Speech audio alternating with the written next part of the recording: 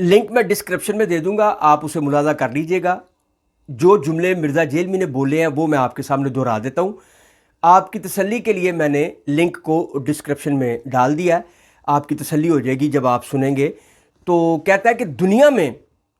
کوئی زندہ بندہ کسی کو اپنی شلوار اتارنے دیتا ہے، بڑے سے بڑا کوئی بزرگ ہو، ایون انبیاء کرام علیہ السلام بھی جب فوت ہوئے، یہ کہتے ہوئے یہاں پہ یہ تھوڑی دیر کے لیے رک گیا۔ رکا اس لیے کہ جہاں سے بات اس نے شروع کی تھی وہی جملہ اس نے آگے بولنا تھا کہ دنیا میں زندہ بندہ کسی کو اپنی شلوار اتارنے دیتا ہے، اور پھر آگے متصل اس نے کہا بڑے سے بڑا کوئی بزرگ ہو، ایون انبیاء کرام بھی جب فوت ہوئے، تو آگے اس نے کیا کہنا تھا کہ ان کے بھی کپڑے اتارے گئے، لیکن یہ یہاں پہ تھوڑی دیر کے لیے رک گیا۔ کیوں؟ کہ اس کو پتا تھا کہ یہ جملہ یہ نہیں بول سکتا، اور پھر اس نے کیا کہا، ان کو بھی غسل دیا گیا، صرف ایک احترام ان کے ساتھ ہوا کہ ان کے کپڑے نہیں اتارے گئے۔ اب میں کہتا ہوں کہ اصول تم خود کھڑے کرتے ہو، خود اصول بناتے ہو، خود فیصلے کرتے ہو کہ یہ شریعت کا قانون ہوگا، یہ قاعدہ ہوگا، یہ اصول ہوگا، اس کے تحت میں چلوں گا اور اس کے تحت میں فتوے لگاؤں گا اور اس کے تحت ہی میں ایک گراؤنڈ یا بیس بنا کے اس پہ اپنی عمارت کھڑی کر دوں گا۔ بھئی اوپر تم کہہ رہے ہو کہ زندہ بندہ اپنی شلوار کسی کو اتارنے نہیں دیتا، ٹھیک ہے، اس کے بعد تم نے تسلیم کر لیا کہ انبیاء کرام علیہ السلام کے ساتھ ایسا نہیں ہوا، تو پھر تم تسلیم کرو کہ تم انبیاء کرام علیہ السلام کو بعد از وفات حیات سے متصل مانتے ہو۔ اس بات کا تمہیں اقرار کرنا پڑے گا۔ اگر تم قادیانیوں کی طرح، یہودیوں کی طرح وہ حیل و حجت سے کام لوگے تو نبی کریم صلی اللہ علیہ وسلم کی واضح حدیث موجود ہے، الانبیاء احیاء فی قبورہم یصلون، تمام انبیاء اپنی قبروں میں زندہ ہیں اور نمازیں پڑھتے ہیں۔ اگر تم اس پہ، ابن ماجہ کی حدیث ہے، اگر تم اس پہ کسی قسم کا ذوف کا فتویٰ لگاؤ گے، یعنی کہ نقل کرتے ہوئے کہ فلاں نے اس کو ضعیف کہہ دیا تو لہذا میں بھی کہہ رہا ہوں،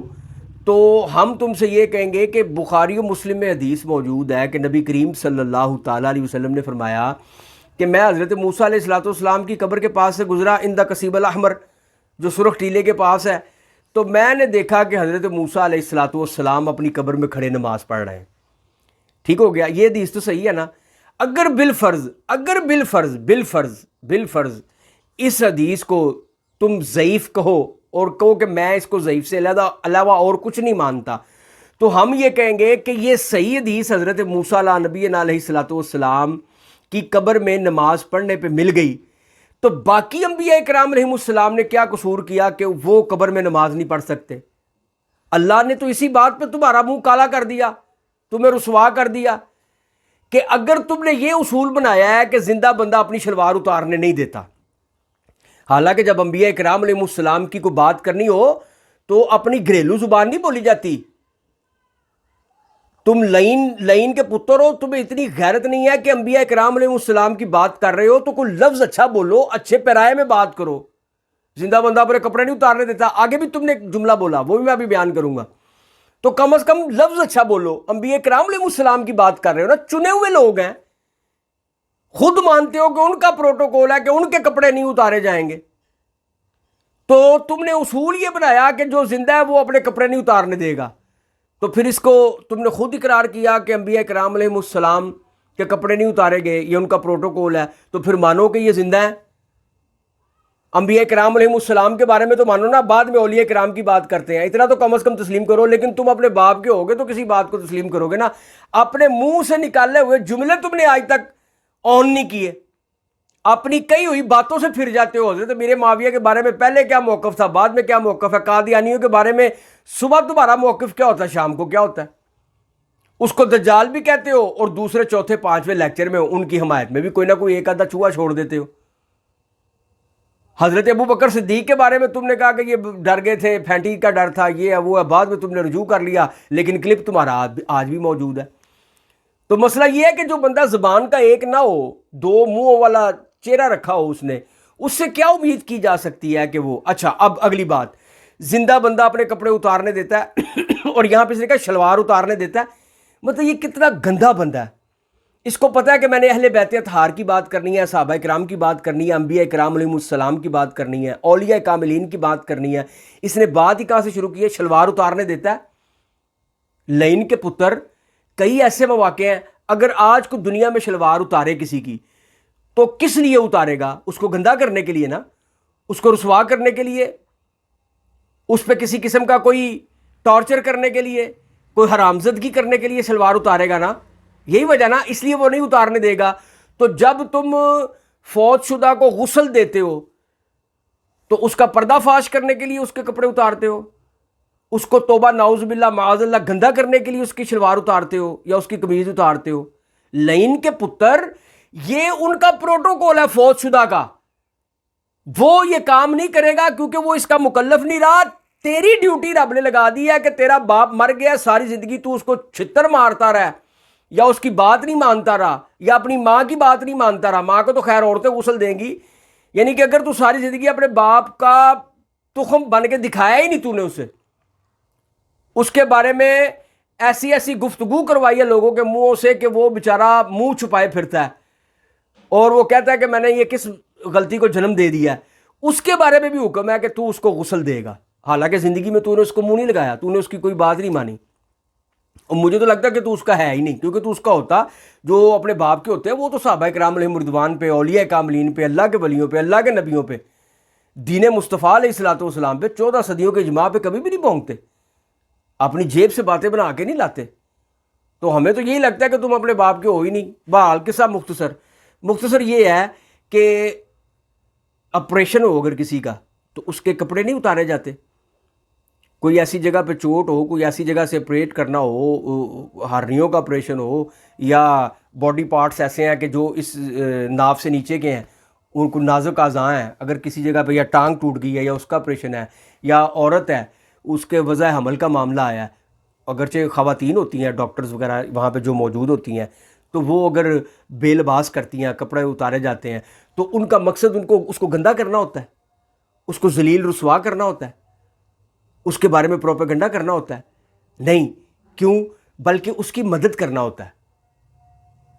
اور اپنے جو کام اپنا کرنا ہے اس کام کو انجام دینے کے لیے یہ معاملات کیے جاتے ہیں۔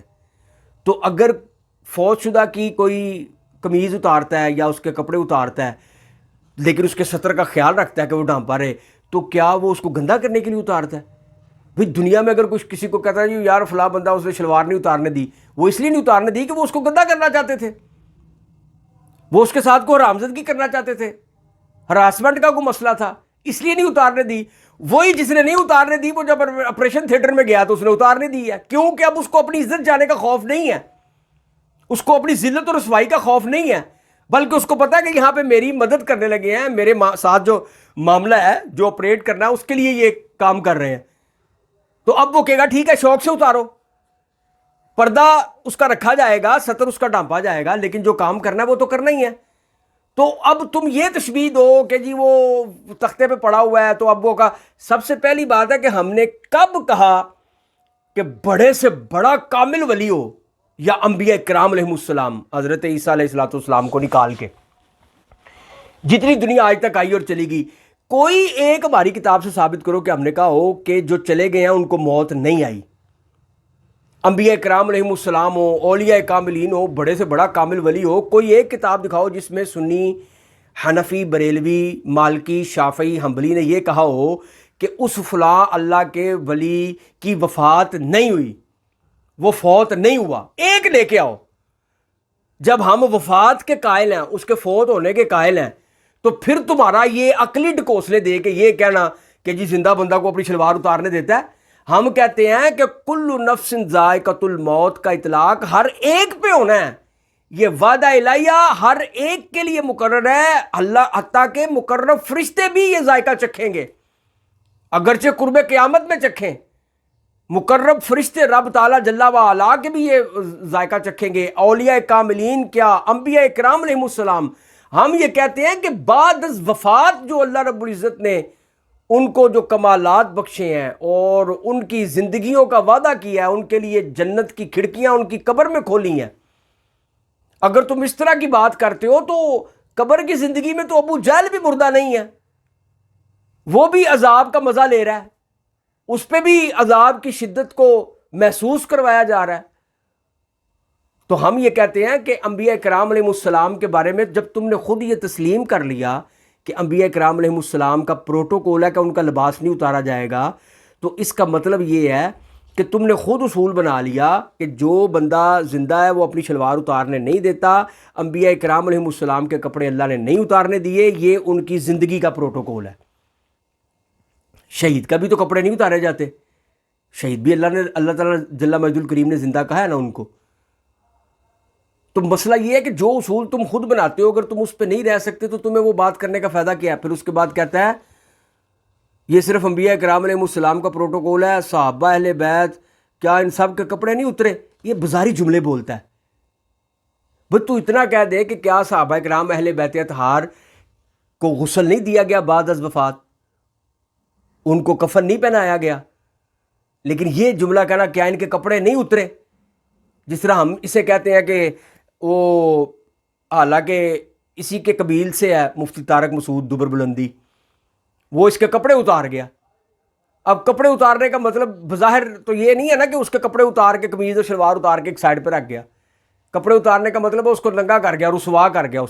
اس کو. تو یہ جملہ بولنا کہ کیا صحابہ اہل بیت ان سب کے کپڑے نہیں اترے، کتے کے بچے تیری یہ حیثیت ہے کہ تو انبیاء کرام صحابہ کرام اہل بیت اطہار کے بارے میں بولے؟ ہم یہ کہتے ہیں کہ کوئی ایک جملہ لا جس میں ہم نے یہ کہا ہو کہ ان کی وفات نہیں ہوئی، یہ فوت نہیں ہوئے، انہوں نے موت کا ذائقہ نہیں چکھا. اگر یہ ایسی بات کوئی تو پوری کائنات کی کتابوں سے نہ دکھا سکے تو پھر تو ان موضوعوں پہ بات کرنے کا تجھے فائدہ کیا ہے؟ ہاں ہم بعد از وفات کے قائل ہیں. انبیاء کرام علیہ السلام کے بارے میں حضور صلی اللہ علیہ وسلم نے خود فرما دیا، اور اولیاء کاملین جو مرنے سے پہلے خود کو مار لیتے ہیں، اللہ رب العزت کی خوشنودی پا لیتے ہیں، اس کی رضا میں راضی رہتے ہیں، وہ مرنے کے بعد بھی زندہ رہتے ہیں. اللہ رب العزت نے ان کی حصیں سلامت رکھی ہوتی ہیں.